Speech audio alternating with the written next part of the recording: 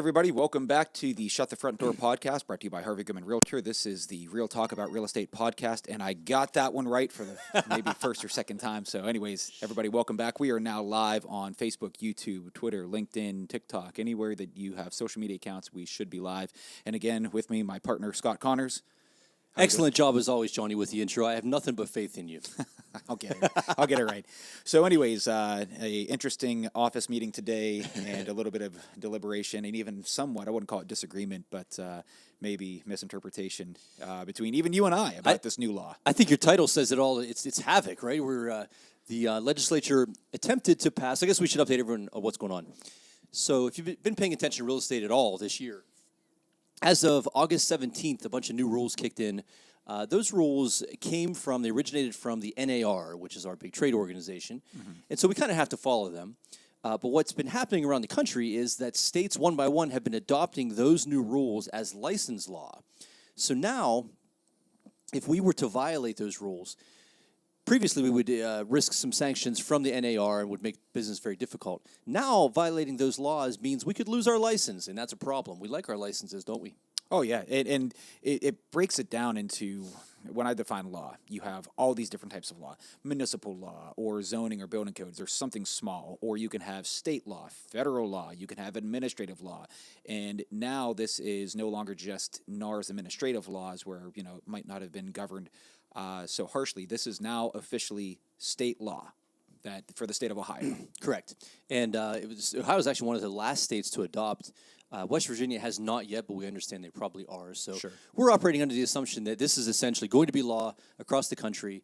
And so let's talk a little bit about what has changed. Mm-hmm. One of the major changes that happened in the NAR settlement, the changes that they originated, was that we have to now have buyers sign a buyer-broker contract with an agent prior to seeing a home. Mm-hmm. There's a pretty major change in our business. Not unheard of. In some parts of the country, this has been standard practice for a while. In our markets, it's relatively new. We've adapted pretty quickly. Haven't really seen it be too much of a problem. Would you agree with that? Oh, yeah. Yeah, it's not really a change in the industry as much as a change in the area. Yeah, I agree with that. So what the state of Ohio attempted to do was to mirror that idea in its new legislation. So earlier today or yesterday, our broker sent out an email saying, announcing to everyone in the company, hey, this law has changed. We read up on it, and in our sales meeting today, we realized that it's not quite as clear-cut as we thought it was. Yeah, go figure. Yeah, go figure. And there's some debate, even amongst those right here in this room, that between you and I, exactly what it says. And I think the bottom line is that what it says is really not very clear. There's confusion. We know what the intent is. The intent is that the state of Ohio wants any buyer who's about to engage with a real estate agent to get that in writing, understand what the relationship looks like, how the agent's going to get paid, all those different variables. So that was the intent, and that's how we're going to do it. We're going to follow what we believe was their intent, even if maybe the letter of the law is a little confusing. And so now what's going to happen is when you reach out to an agent about seeing a home, you're going to get different questions than you used to. And one of the things we're going to talk about is how we have to sign this document. You've been doing this for a while now, Johnny. Have you had any resistance from your buyers on signing the document? Not at all. In fact, this document, for those that are listening and following along, that might sound confusing, and the industry loves to solve problems with more paper. This particular incident, this new change, actually heightens the level of our professionalism, and it's a good thing. A lot of times I would rabble against it, saying I don't want to have to ask you questions about. I don't want you to have to sign documents you don't want to sign. When I go to the cash register and they ask for my email and phone number and all this stuff, trust me. I hate asking for that stuff from my clients any more than like people asking me for it at the register. We don't like it. But in this particular instance, it really does help you as a consumer vet out who is who. Because, again, this is breaking down into what we call representation and agency and clearly defining what our roles are going to be for your future, whether you're buying, selling, renting, whatever you need, we're going to make sure that you understand how this works by law. Yeah, I agree with you. It makes us more professional.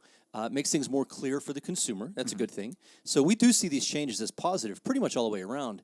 One thing I'd like to see people do more of, and this may sound a little counterintuitive, what I discovered years ago, early in my career, that a lot of buyers don't put a lot of thought into who's going to be helping them buy their home, right? They'll call a name on a sign. They'll stumble across someone online. They'll click an agent's name on Zillow or Realtor.com, thinking they're getting the listing agent. They're not. They're being sold to the highest bidder. That's how that works. We've talked about that in previous podcasts. Multiple times. So I've always wished that buyers would be a little more selective with who their agent is. You know, are you getting an agent who works full-time and is committed and has experience and knowledge and skills, or are you getting someone who works a full-time job and only is able to do real estate part-time? And there's nothing wrong with that. You know, for certain people, that's a great fit.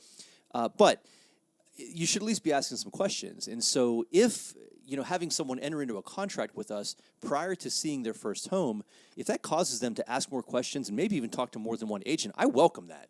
Right. And I think it's a great idea to interview 2 or 3 of us. You know, I may not be the right fit for everyone.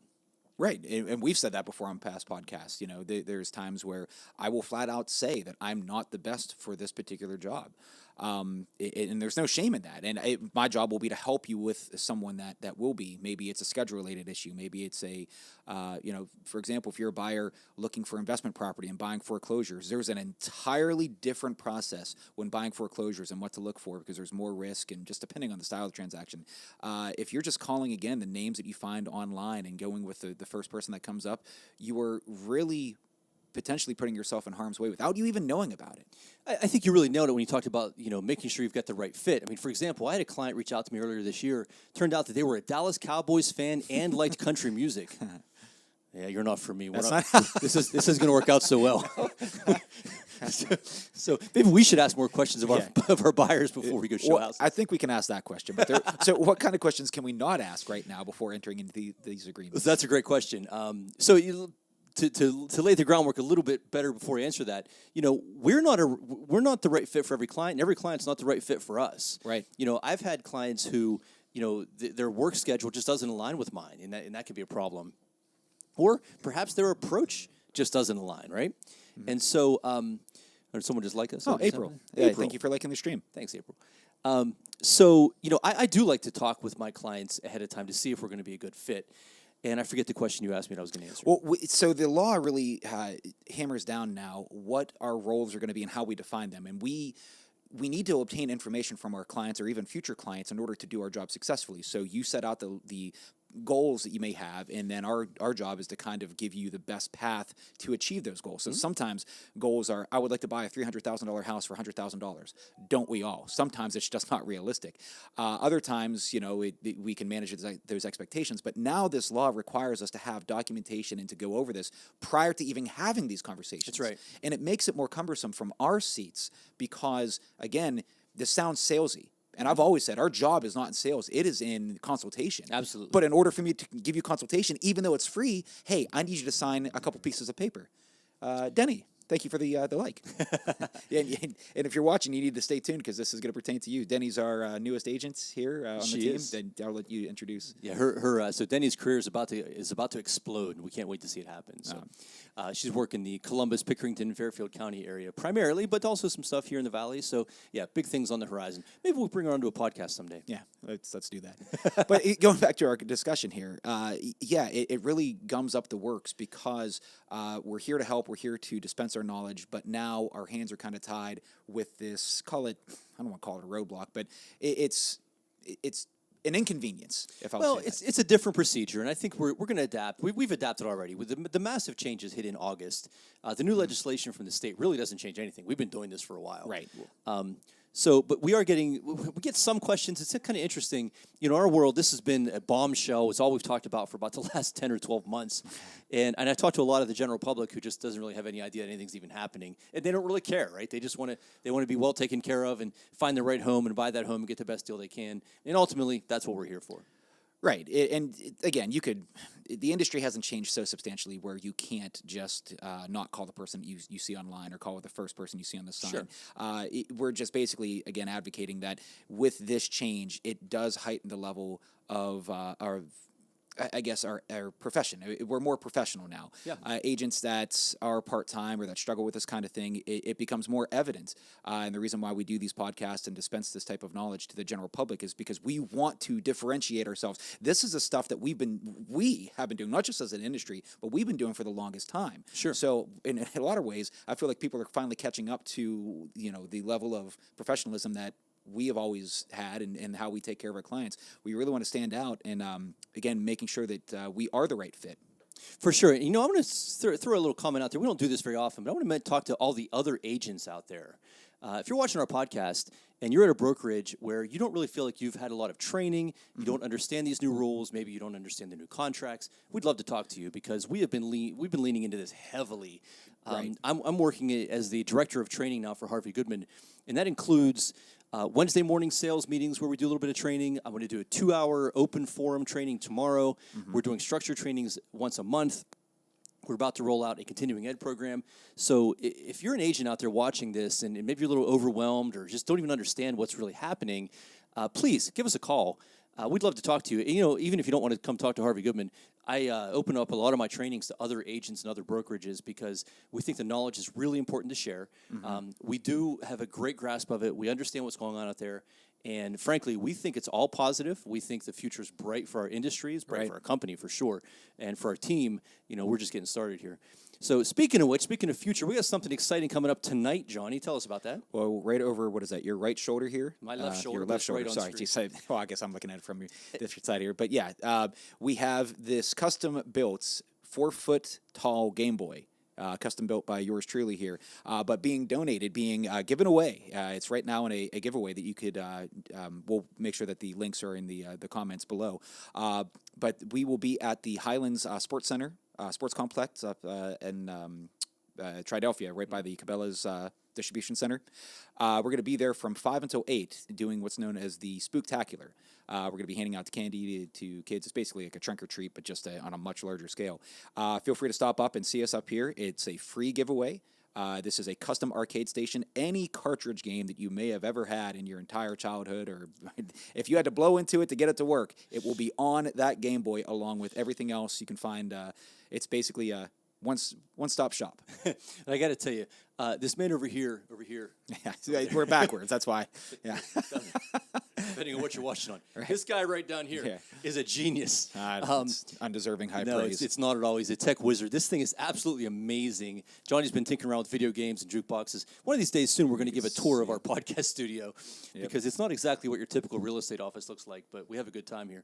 Well, it's when they call us, we're in the office. We want to come to the office. I'll tell my fiance I'm never coming home. We love the office. We just installed a new surround sound system. Anyway, back to your giveaway. This Game Boy thing is absolutely fantastic, and it's really one of these things anyone of any age would love. Yeah. I'm knocking on 50, and I would probably spend hours with that thing if I had the time. Yep. Well, you can see in the, I'm not sure if you're watching on TikTok or the vertical platforms, but we have a YouTube subscriber goal. That's one of, there's only 2 things you need to do to enter. 1, subscribe to our YouTube channel, and 2, fill out the registration form, which is asking for your name, email, phone number, and then this is going to be done with a interactive marble race, a digital marble race at the end. So it's kind of a night at the races theme, and that will be held on December 2nd.